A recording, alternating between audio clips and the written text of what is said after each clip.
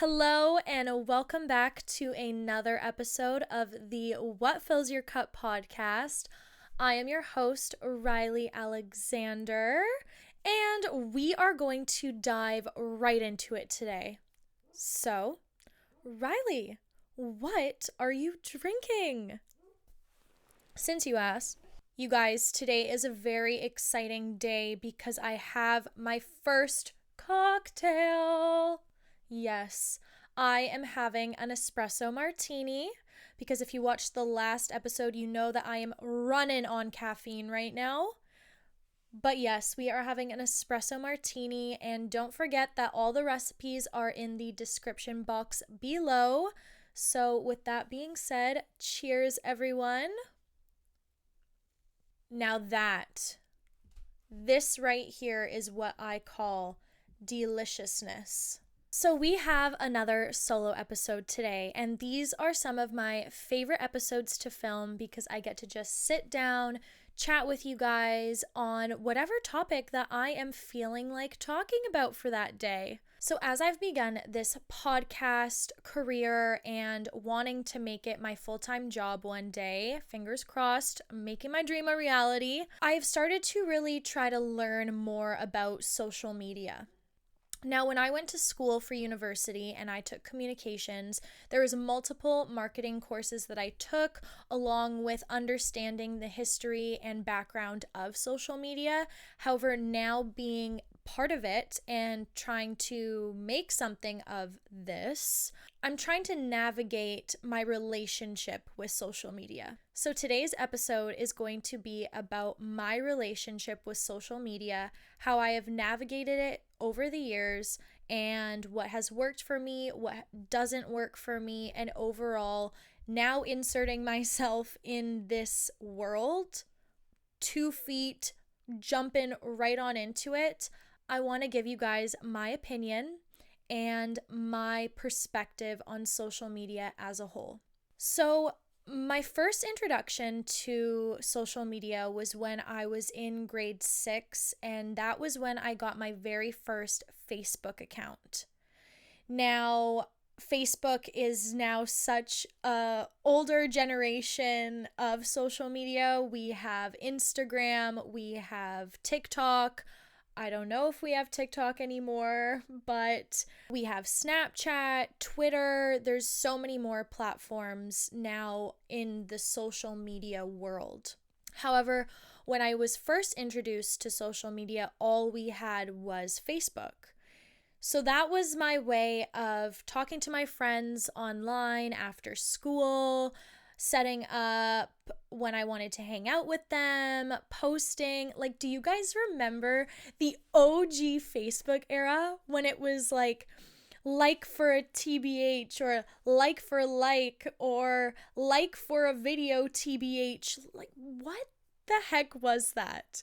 I look back and I can't help but giggle because I just think that part of social media was so funny and random. Like for like, what are we liking? I just think it's so silly looking back on it now, but at that time, at that age, that was the thing to do. People would do photo shoots with their friends for a new Facebook profile picture. Likes on Facebook profile pictures were the thing. Facebook was the OG, and I have such a soft spot for Facebook. I still use Facebook to this day, if I'm being honest. Sometimes I just like to stalk my ex's mom. When in doubt, go to the Facebook page, okay? But that was my introduction to social media. And then I think we got Instagram, and then Instagram, Snapchat, Twitter, now TikTok was the newest big social media platform. I obviously have to give a shout out to Vine because Vine was the best. I miss Vine every single day. I will sit here and wear that badge. I loved Vine. But that was kind of the start of social media and to where it is now in terms of all those platforms. And I will 100% say that when Facebook came out, I was so addicted to Facebook. I thought it was the coolest thing.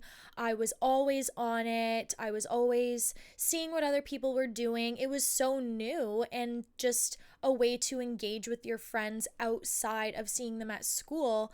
So I just thought that whole world was a very unique and different one. I was in grade 6 and 7 when that was the start of Facebook kind of blowing up. So I'm so grateful to say that I had such a fun childhood. I think back on my childhood and I cannot help but smile at the games I created, my imagination.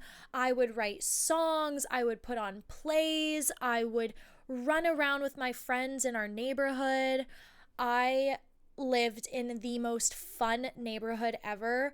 My best friend, who is still my best friend, lived only a few blocks away, so I would always bike to her house. We would go on bike rides. I lived near an elementary school growing up, so we would always bike down to the school on weekends, play on the playground, the field. Like, I just have so many good memories as a child because I was always outside and I was always doing things with my friends because social media wasn't a thing. And it's so interesting because for me, for example, I know when I eventually one day maybe have kids, I know that I do not want to put a screen in front of them. Easier said than done now. I don't have a child, but I know what my childhood was like without a screen, and I want that for my kid. I really, really do. And I see some parents now just plopping an iPad in front of their kid to distract them or give the parents 15 minutes of a break. But what benefit is that doing for your kid? Genuinely, I don't know because I don't have a child. Sure, if it's educational games or it's an educational video, then by all means. I was able to watch 30 minutes of TV before bed every night when I was younger, but I knew that I wasn't watching TV and I had to entertain myself and learn how to entertain myself up until that point. I find it very interesting to see parents now that have kids because I think that when I think of my childhood, I think of creativity, imagination, being outside, like I was telling you guys. But now I look at some kids and I'm like, what was your childhood? Playing on the iPad with your friends when they would come over? Like, that's so boring. Or making a TikTok video? When I see kids on TikTok, I think in my head, get off that app. Get off of it. It is not healthy. That is so toxic and not something children should be exposed to, in my opinion. Aside from kids growing up with social media and aside from my childhood experience, I will say I also do see the benefits of social media. As someone that is entering this world in hopes to make a career out of it, I see all the potential and all the engagement and all of the things that can come about this world. And I love it. I think that is so cool, so different, so unique. And as someone that does not want to work an office job or maybe could not work an office job, I think that having this be an option for a career is the coolest thing ever. And it's something that I am going to work my butt off until I can hopefully one day make it my full-time job. Now, with social media, I have had a very interesting relationship with social media. The apps that I use are Pinterest, Facebook, Instagram. I had TikTok and I occasionally will re-download it or I'll see what's going on, but I actually don't like that app. I think it is very unhealthy. I think that it is very distracting because you can constantly scroll. It never ends. And Snapchat, I deleted years ago. I just didn't like the idea of it. I found that if I wanted to see my friends, I could actually see them in person and not just through my iPhone camera. And Twitter, I deleted when I was in grade 10. I have not had that for years now that I think about it. I do use Pinterest, Facebook, and Instagram. And obviously texting, if we want to throw that in there in terms of social media, it's social media, I guess. However, I had to learn boundary setting with my social media apps because I found that I was staying up way too late, doom scrolling. Next thing you know, it was 3 a.m. and I was still on TikTok, not getting sleep. It was so distracting for me, so I had to remove that out of my life because I just found that it was becoming so unhealthy for me. And I had to learn boundaries in terms of what was healthy for me and what was healthy for me to have on my phone because it's so accessible. And how can I create a healthy boundary between the real world and this social media world? A few years ago, I actually deleted all my social media. The only app I kept was Pinterest. And I freaking love Pinterest, okay? I will never delete that app. I get so much inspiration on that app. I have the most fun on that app. Pinterest is one of my favorite apps ever created, and that is the one I will not delete. I deleted Instagram, TikTok, Snapchat, Twitter. I had nothing. I had no apps. And I took a social media break for 9 months. At the beginning, it was very difficult because I would go on my phone and I would by default click on where I had used to keep that app, whatever social media app it was. I remember thinking, oh my gosh, I have so much time. I have so much time to do things now because I'm not sitting on the couch scrolling on these apps for hours at a time. And I will say, if you are someone that might think you have an unhealthy relationship when it comes to social media or your phone usage, deleting social media taught me so much. And it was one of the best things I've ever done, and I would do it again. I obviously am not going to do it anytime soon because I have this now, and this is social media.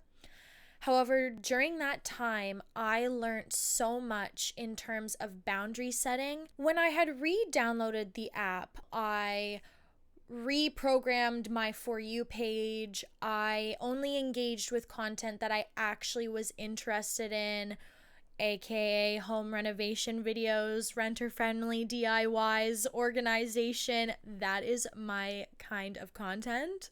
Something that I find very interesting, and I had to learn this, was now I have the mindset, if you don't follow me on social media, I don't care.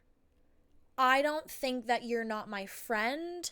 I don't think that you don't like me. If I saw you in person, I would be civil with you. I would ask how you're doing. I would care about you. But I don't know why so many people base their friendships off of a social media app.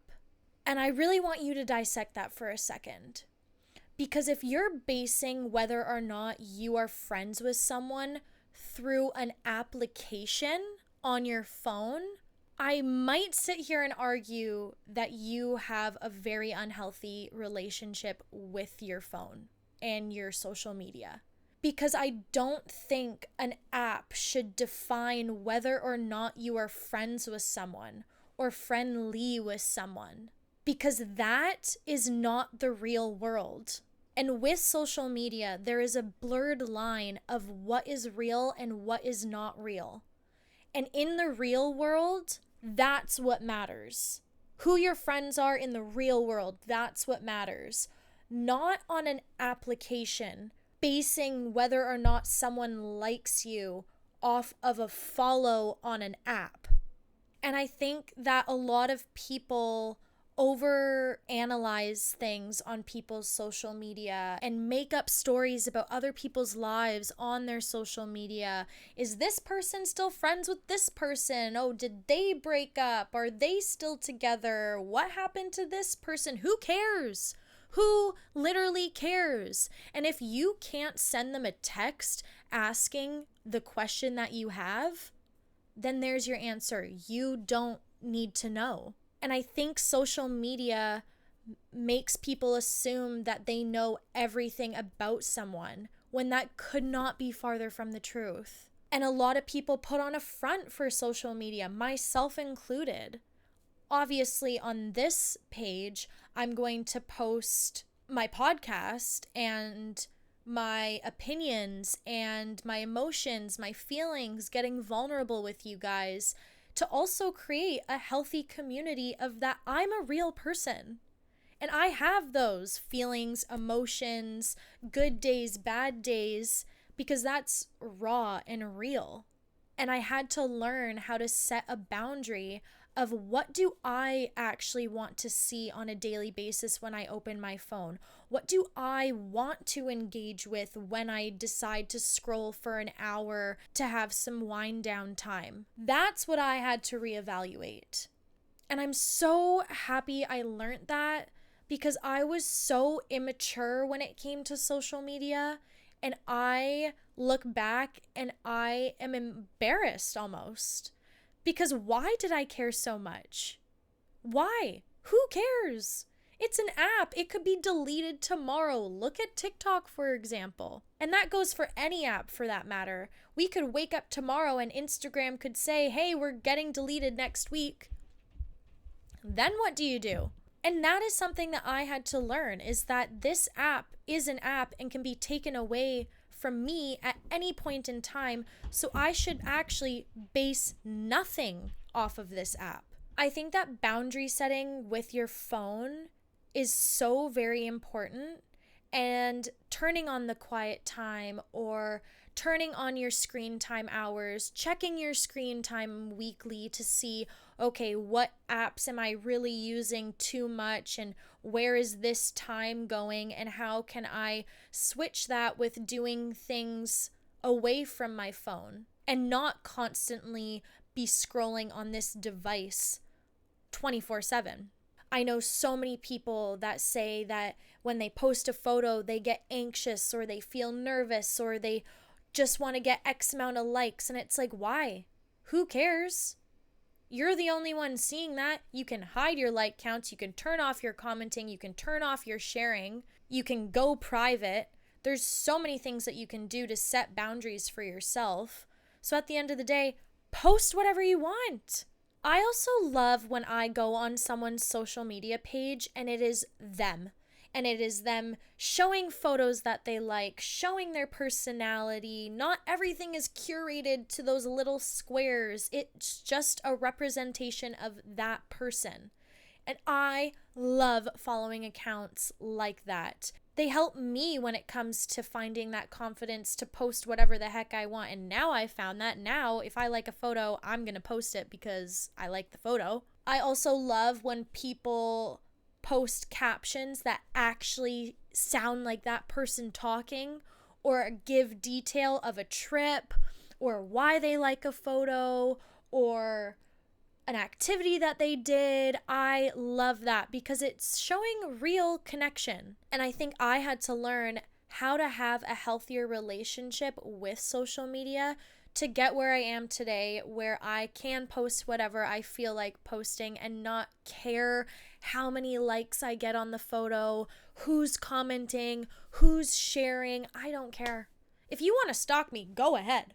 If you're sharing something because you're making fun of me, go ahead. If you're sending a photo I posted to someone to make fun of me or make a comment about what I'm posting, then do it. I don't care. That doesn't bother me because on the outside world, outside of that app, I am surrounded by support. I am surrounded by love. I am surrounded by care. And that is what matters the most at the end of the day. What is outside of those apps is what truly matters. And I hope that you know that, or maybe you needed today's episode to be a little reminder, or maybe this is going to inspire you to take a social media break. Because like I said, when I took that break, I was in the healthiest mindset I have ever been in years. Since grade 6, since Facebook. Facebook was my downfall. No. But you know what I'm saying? Overall, I hope that today might inspire you to either purge your social media, set boundaries with your social media, set screen time boundaries. I just hope you guys know that what matters the most is everything outside of your screen. What's going on outside? Family, friends, nature, leaving the house, doing things that fill your cup outside of what is on your little screen. I hope you guys enjoyed today's episode. I am so excited for Sunday's episode because it is something that you have not seen on this channel before. There's a little hint. It's something new that I'm throwing in on this page. It is something that I had so much fun filming, and I just cannot wait for you guys to check it out. Before I go, don't forget to subscribe to the What Fills Your Cup YouTube channel, and don't forget to follow What Fills Your Cup podcast on Instagram. If you haven't heard it today, I love you, and do not forget to tell someone you love them because you never know who needs it a little extra. I love you guys so very much, and I hope you have a wonderful rest of your week. See you on Sunday.